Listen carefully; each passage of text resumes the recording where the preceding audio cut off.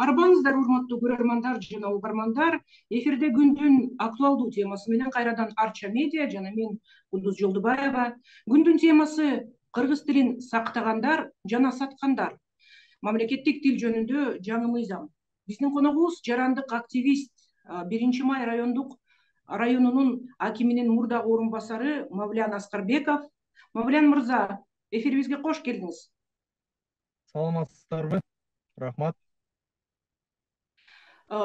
Негизи мамлекеттик тил жөнүндө мыйзам 84-жылы кабыл алынган. Андан кийин 2004-жылы редакцияланган. 2 күн мурда Жогорку Кеңеш жаңы мыйзамды кабыл алды. Парламенттин төрагасы Нурлан Шакиев бул тарыхый окуя деди. Сиз ошо мыйзам менен тааныша алдыңызбы? Өзгөчөлүгү эмнеде? Туура айтасыз. Биздин кыргыз тили мыйзамы атайын бир этаптарда өтүп келген. Сиз айтып келген мыйзамдар буга чейин калып келген. Бирок акыркы мыйзамдын негизги өзгөчөлүгү бул мыйзам бардык мамлекеттик жана муниципалдык саясий кызматты ээлегендерди кыргыз тилди билүүгө милдеттендирет. Буга чейин бизде мамлекеттик жана муниципалдык мыйзамга ылайык кайрылуулар бардык тилде, каалаган тилде, кыргызча, орусча мамлекеттик жана расмий тилде болуп келген. Мына азыркы мыйзамдын талабына ылайык бардык кызматкерлер мамлекеттик тилди билүүгө милдеттендирилип атат да. Бул менин оюмча кыргыз тилинин өнүгүү этабынын жаңы деңгээли деп айтсак болот. Бирок бул талап мурда деле бар болчу да. Анан канчалык деңгээлде мамлекет ушу өзү шарт түзүп берген? Тилдин өнүгүшүнө, ушул кыргыз тилинин колдонушуна, башка эле мисалы үчүн улуттун өкүлдөрүнө кандай шарттар түзүлгөн? Мурдагы мыйзамда биздин мамлекеттик муниципалдык кызматкерлердин кыргыз тилин билүү милдеттендирүү жобосу жок эле.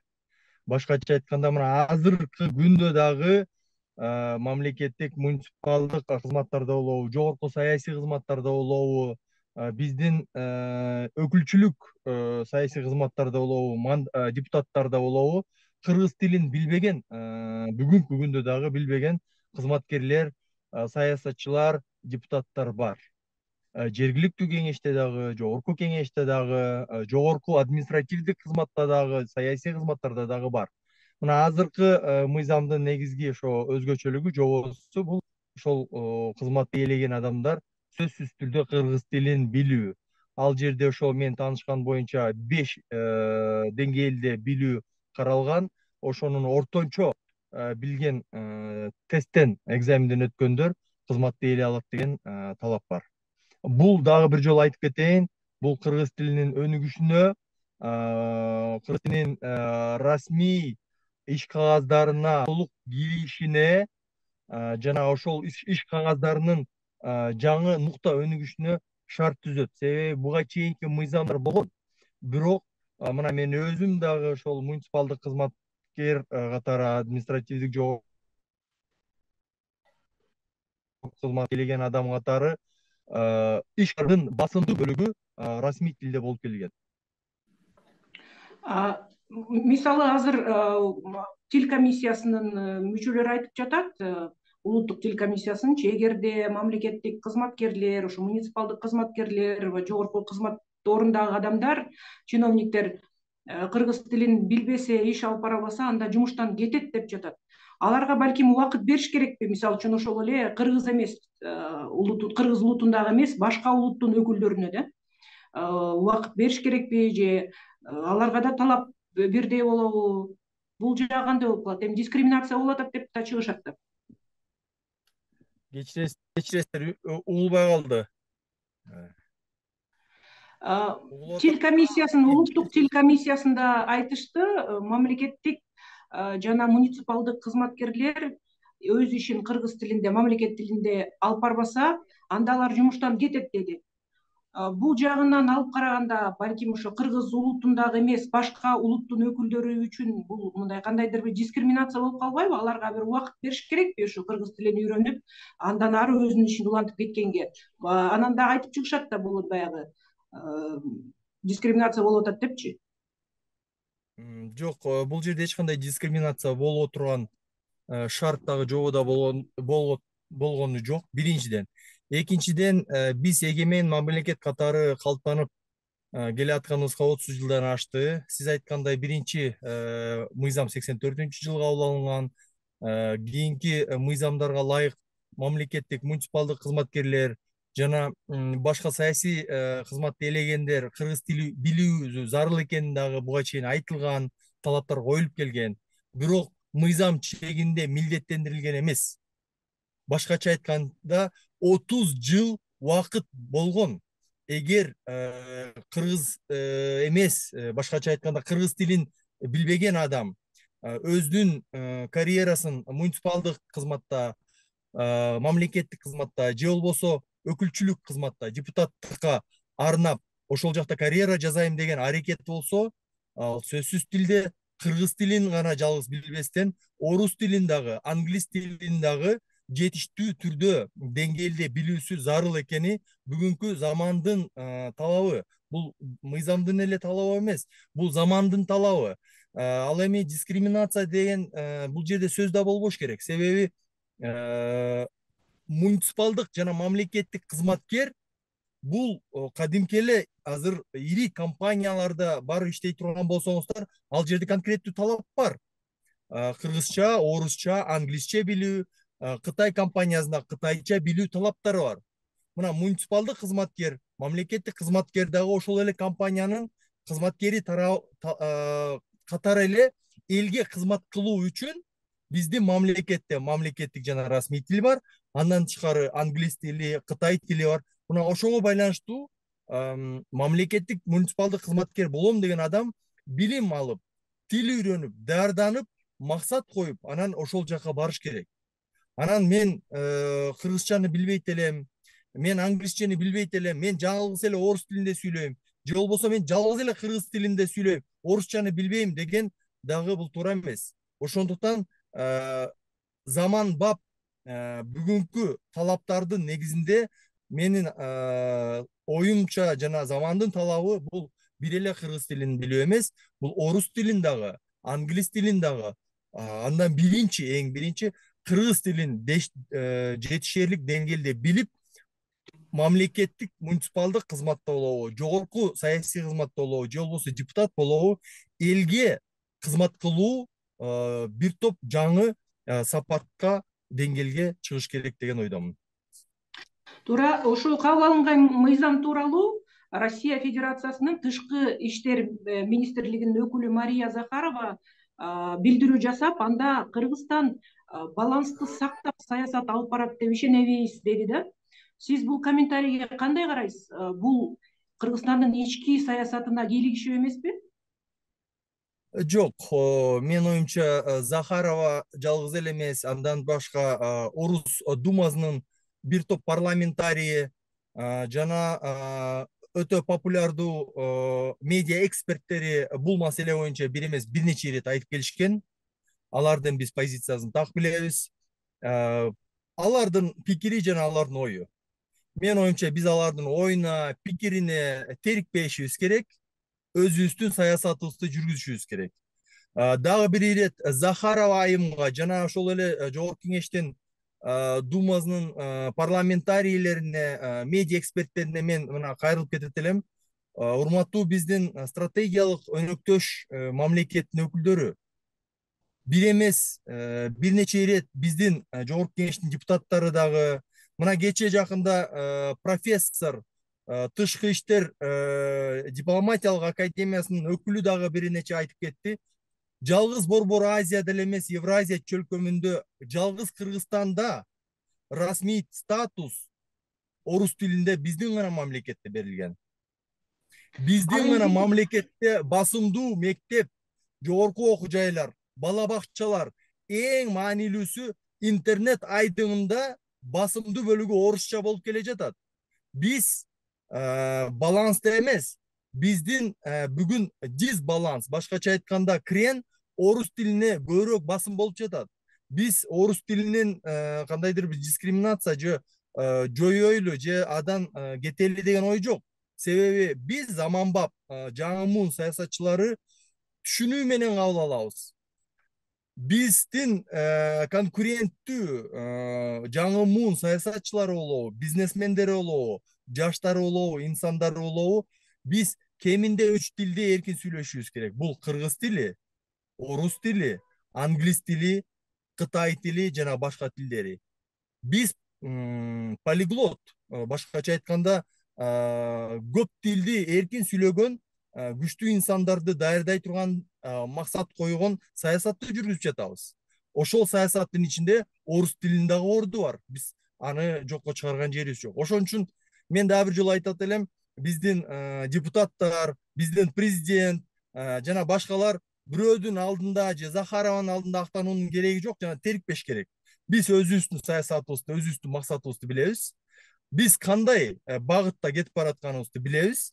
Жана биз өзүбүздүн иденттүүлүктү, тилибизди сактай турган жана көп тилдүүлүккө багыт алган саясат жүргүзүп жатканыбызды баса белгилеп айткыбыз келет.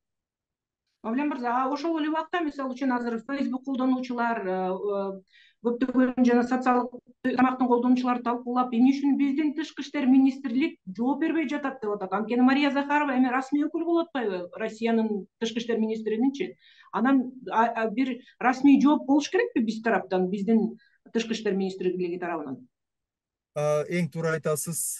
Мен дагы бир жолу айтайын, тилекке каршы биздин улуу муун саясатчылар СССР убагында тарбияланып, такыр башка менталитет, түшүнүк жана баалуулуктар менен тарбияланып калган. Тилекке каршы. Мына кечээ Акылбек Жапаров эмне деди? Акылбек Жапаров айтты: суу ресурстарын Кудай берген деп айтты. Булар СССР убагында тарбияланган саясатчылардын мууну. Бул биздин өлкө эгемен өлкө экен. Мен ушул мамлекетке 7 миллион халкка жоопкерчиликтүү экенмин деген сезим буларда жок. Кыргыз тилин, үрп адатын, каада салтын, маданиятын, баалуулугун, түшүнүгүн кийинки урпактарга бузбай, талкалабай өткүзүп берели деген түшүнүк дагы тилекке каршы аз. Себеби буларды илгертен СССР тарбия берген. Ал жакта башка баалуулуктар, башка принциптер, башка түшүнүктөр болгон. Ошондуктан азыр Акылбек Жапаровдонбу же ошол эле биздин тышкы иштер министринен бирдекени талап кылып, же болбосо реакция кылууну сурануу, же болбосо мына өзүңүздөр кече көрдүңүздөр, ошол эле профессор, Дип академиянын профессорунун айткан сөзүнө теригүү менин оюмча кереги жок. Ал адамдар, ал муун ошондор тарбияланган. Аларга миң айтасыңбы, алардын баалуулугу, көз карашы такыр башка. Бирок биздин муун эгемен мамлекетте чоңойгонбуз. Биз көз карандысыз мамлекетте чоңойгонбуз, эркин мамлекетте чоңойгонбуз. Бизди пионер, октябрят, комсомол, КПССке мүчө кылып, тияка бул жака айдаган эмес. Биз өзүбүздүн чообузду өзүбүз кезип, эркин мамлекетте чоңойгон муунбуз. Биз ошон үчүн айтып атабыз. Биз андайга терикпейбиз. Бизге биздин так максатыбыз бар. Биз кандай мамлекет курушубуз керек? Өзүбүздүн иденттүүлүктү, өзүбүздүн менталитет жылышыбыз керек. Дүйнөдө кандай орунду ээлешибиз керек дегенди так түшүнөбүз. Ошондуктан бирөөдүн сөзүнө теригип ага жооп берүүнүн, аны тышкы иштер министринен сурануунун дагы кажети жок. Эгер мен тышкы иштер министри болсом, сөзсүз мен башкача жооп бермекмин. Себеби сиз айткандай, бул биздин негиз, ядро, өзөгүбүз. Кыргыз тили, кыргыз дили бул биздин өзөк. Эгер биз өзөгүбүздү жогото турган болсок, Сибирдеги 100дөн ашуун этникалык азчылыктар жок болгондой эле, кийинки 100 жылдыкта биз деле жок болуп кетишибиз толук ыктымал. Ошондуктан буну түшүнүп айта тургандар айтмак. Сиз азыр айтып кетпеңиз, ошо профессор депчи. Көрүүчүлөрдүн эсине сала кетейин, ошо Кыргыз Республикасынын тышкы иштер министрлигинин алдындагы дипломатиялык академиянын профессору Айнур Жоробекова Орусияда конференцияда сөзүн сүйлөп жатып, тагыраагы ошо улуттук крокодилдер деген сөзү кызуу талкууга алынды да. Анан жогорку кеңештин депутаттары ушу бийик трибунадан Жоробекованын жоопко тартууну да талап кылышты. Ошо тууралуу бир кыска видеону көрсөк азыр, андан кийин суроом болот. Кыргыз улутун шылдың кылып келеген болгондо дагы окумуштуу профессор, тарых илимдеринин кандидаты Айнур Жоробекова деген Тышкы иштер министрине караштуу дипломатиялык академияда кафедра башчы болгондо дагы эл аралык мамилелер укук деп аталыштагы кафедранын башчысы барып шылдың кылып келди. Бир чоң эл аралык иш чарада. Мына мен эми сөзмө сөз окуп берейин сиздерге. Ал жерде ал ошол мындай деп атат. Медиа боюнча айтсак, толук Борбор Азия үчүн жооп бере албайм. Бирок бизде орус тили расмий тил катары баш мыйзамда жазылган. Кыргызстандын аймагында 90%-на спутник таркайт. Кыргыз жана орус тилинден билим берген мектептер дээрлик тең чамалуу. Улуттук крокодилдердин каалоосуна каршы жогорку окуу жайларда окутуу орус тилинде жүргүзүлүп келет деп атат. Улуттук крокодилдер деп атат. Мен бул жерден билим берүү министрине да кайрылат элем. Улуттук крокодилдердин нарын дарыясынан эмес, мына профессорлор улутка, элге крокодилдер деп коюп атат. Эл экен улуттук крокодилдер. Улуту үчүн күйгөн. Мен ушул жерден мына кылмыш жаза кодексинин 330 беренесинде турат. Улуттук ар намысына кемсинтүүгө багытталган аракеттер деп. Буга окшогон болгондо да кафедраны жетектеп, биздин билим берүү стандарттарыбызды, программаларыбызды кандайча окутуп атат? Бул дипломат, мындайча айтканда, дипломаттын айткан сөзү, айтар сөзү ушулбу? Улутка шек келтирип аткан окутуучулар, окумуштуулар окуу жайда иштебеш да керек, кылмыш жазасына тартылыш керек. Мындай окумуштуулар. Рахмат. Бул боюнча мен дагы дароо реакция жасап, Тышкы иштер министринин өзүнө айттым, тапшырдым. Бул боюнча сөзсүз иликтөө жүргүзгүлө, териштиргиле деп. Бул абдан кыргыз элин, кыргыз улутун мазактоо болуп эсептелинет. Буга биз эч качан жол бербейбиз. Айрыкча эне тилге, мамлекеттик тилге күйгөн мекенчилдерге карата айтылган сөзү кечирилгис жана чоң жоопкерчиликке тартылат деп мен ойлойм. Биз башкаларга сабак болуш үчүн дагы бул маселе катуу жазаланыш керек. Мына азыр көргөндөй бул кызуу талкуу жаратты. Бул Жоробекованын сөзү. Жоробекова өзү кечирим да сурады. Бирок ушул көйгөй, окуя бир чоң көйгөйдүн бар экендигин айкинеледи да. Кыргыз тилин жана баалуулуктарын сактап калууга жан үргөн калктын калың катмары жана ошол эле убакта орус тилдүү топтун бир ажырымы, ошонун ортосунда ажырым бар экени көрүнүп калды да. Сиз ошого макулсузбу? Жок, мен мындай ойго кошула албайм. Себеби бизде мына мен жеке досторумдагы орус тилдүү көп досторум бар.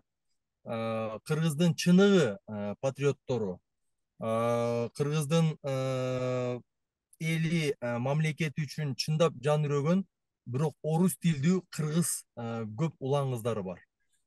Кыргызстанда дагы, Америкада, Европада, ошол эле Россияда болобу, Турцияда, Японияда болобу жогорку окуу жайларда бүткөн.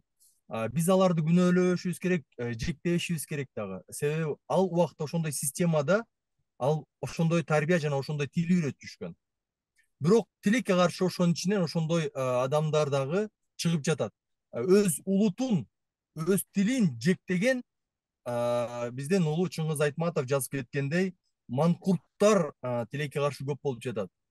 Мен бул тенденция биринчи ирет болуп аткан жок. Мен сизге дагы ошол биздин көрүүчүлөргө да эсине сала кетейин. 2 жыл башта эмес, 3 жыл башта болуп калды болуш керек.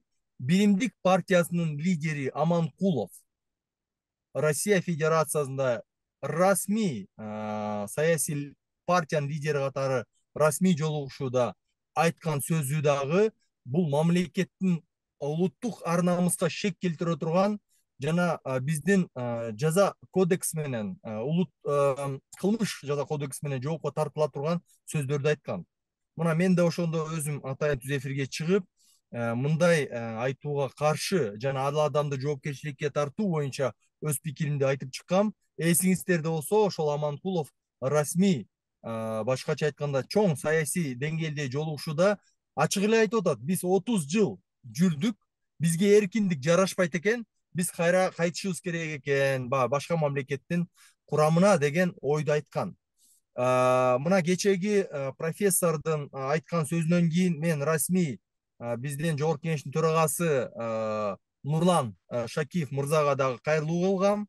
Кайрылуунун негизги максаты бул жөнөкөй жаран эмес. Мен баса белгилеп айтып кетейин. Аманкулов дагы кечеги профессор дагы жөнөкөй жаран эмес.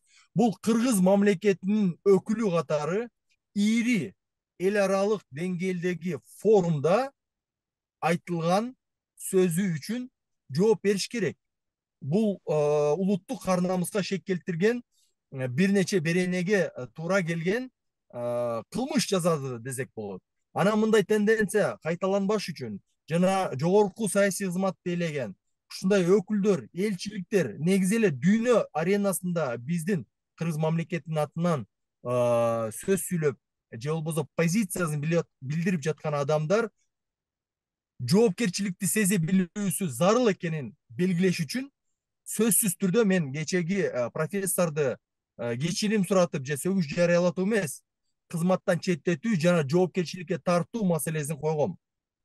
Башка адамдар дагы, жогорку кызматты ээлеген адамдар дагы кыргыз улутуна, мамлекеттүүлүгүнө, эгемендигине шек келтире турган бир дагы сөз чыкпаш керек. Бул биздин өзөк, бул биздин негиз. Ошондуктан бул өтө маанилүү маселе. Аманкулов дагы тилекке каршы жоопко тартылбай калган. Мына азыр биз кечээ Шакиев мырза парламентте атайын токтом кабыл алабы же болбосо кайрылуу кылдыбы жоопкерчилигин кароо маселесинде. Менин оюмча бул менен чекит коюлуш керек, бардыгына жеткиликтүү жана түшүнүктүү болуш керек. Кыргыз мамлекеттүүлүгүнө, эгемендигине, улуттук ар намыска шек келтире турган адамдардын бардыгы тиешелүү жоопко тартыла турганы бардыгына маалым болуш керек.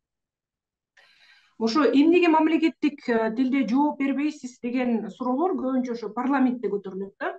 Бирок ошол эле замат бул талаптын каршылаштары чыгат.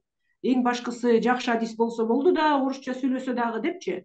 Анан коом баягы эки жаатка бөлүнүп жатып калат да. Ушу жаңы мыйзам иштеп баштагандан кийин бул талашка чекит коюлат деп ишене алабызбы? Жок, бул чекит жакында коюлбайт. Бирок ошол чекиттин коюлушуна бул дагы бир кадам. Биз бул кадамды өтө кеч жасап жатабыз. Абдан кечигип жатабыз. Казакстанды алыңыздар, Өзбекстанды алгыла, Тажикстанды алгыла. Мен Чыгыш Европа пост советтик мамлекеттерди айткан жерим жок. Мына биздин кошуналарды айтып атам. Грузияны алалы. Булар эчак өзүнүн иденттүүлүгүн бекемдеп, тилин бекемдеп, улуттук ар намыс, каада салттарын түптөп туура бир идеологияны сиңире алышкан. Булар улут катары бардык этносторду улут катары бириктирип алышкан. Бул өтө маанилүү маселе. Бир улутту биз түзүш үчүн кыргыз мамлекетинде 80ден ашуун этникалык азчылыктарды бириктиришибиз керек. Бириктирүүнүн бир гана жолу бар. Бул тил аркылуу. Бир тил аркылуу гана биригет. Мен кыскача эле бир мисалды айтып берейин. Улуу Британия Индия континентин кетип атканда Индия, Пакистан, Бангладештен ондогон миллион мигранттар Улуу Британияга көчүп келген.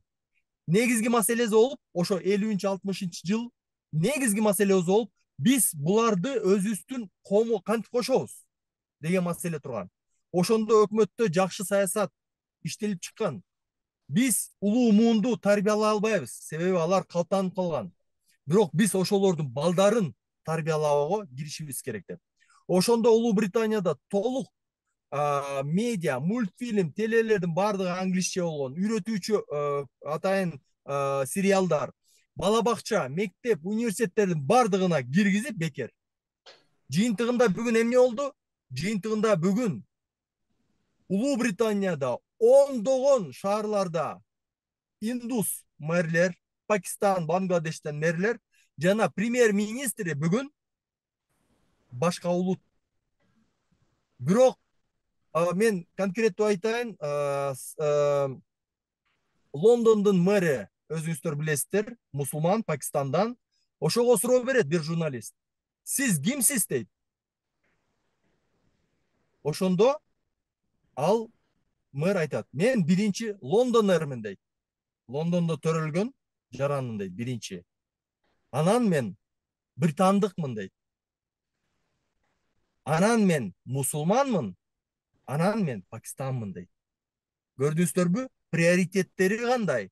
Бул деген Улуу Британия ошол кандай гана улут болбосун, кандай гана мамлекеттен келбесин, бардыгын өзүнө, коомуна кошуп, бир улут кылып түзүп алышкан. Бул абдан чоң саясат. Бул саясатты тилекке каршы биздин СССР убагында төрөлгөн, тарбияланган саясатчылар түшүнбөй жатат. Эң биринчи улутту биз бекемдешибиз керек. 80ден ашуун бизде этникалык азчылыктар бар, өзүңүздөр билесиздер. Ошолордун бардыгы биз бир улут болушубуз керек. Народ и население есть. Население деген бул жөн эле бир территорияда жашаган элдер. Ошолорду бир улут кылып, бир калк, бир эл кылыш бул мамлекеттин милдети. А мамлекеттин милдетин ишке ашыруу биринчи методу, жолу бул тил. Тил аркылуу ошолорго биз жеткизишибиз керек. Кыргыз менен кантип илгериш керек? Кандай бир тамашалар болот? Бири-бирин жакын түшүнө тургандай. Бул өтө чоң илимий жактан саясий чечимдердин негизинде кабыл ала турган чечимдер. Бул айтып атпаймынбы? Мындай мисалдар абдан көп. Сингапур, Малайзия, мынакей. Көп улуттук, көп этникалык мамлекеттер бир улут түзгөнчү. Мына кече эле түзгөн. Биз ошолордун тажрыйбасын эске алып, бизге адапташтырып, тез арада чараны көрүшүбүз керек. Себеби тилекке каршы мына азыр өкмөт чечим кабыл алып атат. 9 мектеп салабыз, 9-унда тең орусча окутулат, администрациясы бардыгы тигил жактан шайланат дейт. Мен конкреттүү мисал келтирип келем. Мен жакында да бир чоң конференцияга катыштым эле, жогорку билим жөнүндө бизде өтүп кетти. Мен ошол жерде отурган депутаттарга, ректорларга бардыгына бир эле суроо койдум. Урматтуу ректорлар, азыр сиздердин окуп жаткан студенттер 4-курстун курстун Сауд университетинин бир студенти, Арабаевтан бир студент, Турецкий университеттен бир студент, Американский, Славянскийден бир студентти алып келип 4-курстардан курстардан отургузуп туруп 3 суроо берсеңиздер, эч качан 3 суроодо компромисске келе алышпайт. Себеби түркүн тилде үйрөнүп атышат, түркүн баалуулукта, түркүн идеологияда жана түркүн түшүнүктө сабак билим берилип атат. Бул эртең биздин коом чаржайыт болот деген тастыктап турат. Мына ошол мектепте бала бакчадан башташ керек. Мектеп жана жогорку окуу жайдан биз бир улутту түзө турган жаңы муунду тарбиялап чыгышыбыз керек. Ошо сиз жаңы муунду айтып атпайсызбы?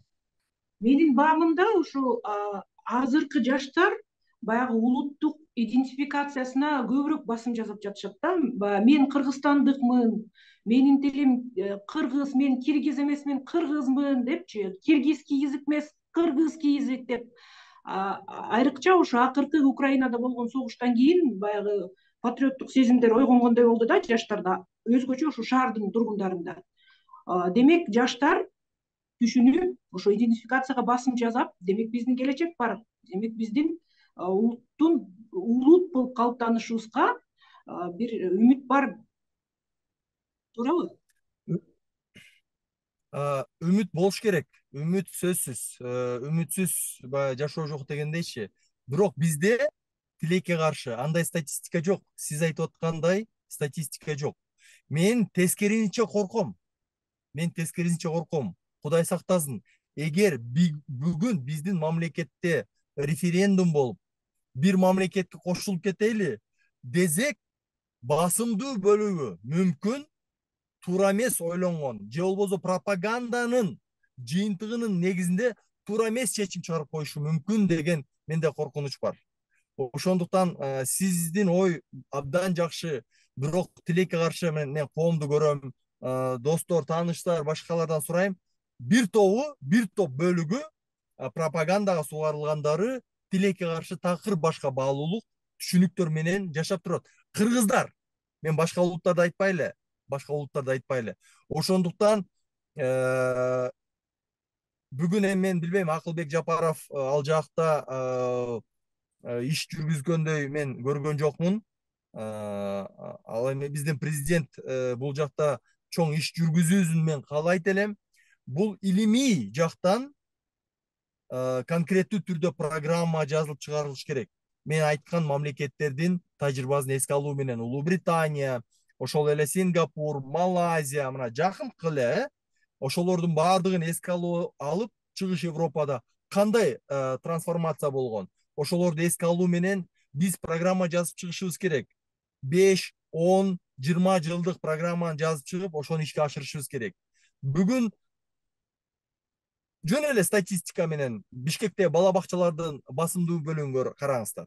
Бүгүн сиздин кичинекей балаңыз биринчи тили орус тили. Сиздин жана менин балдарымдын биринчи тили орус тили.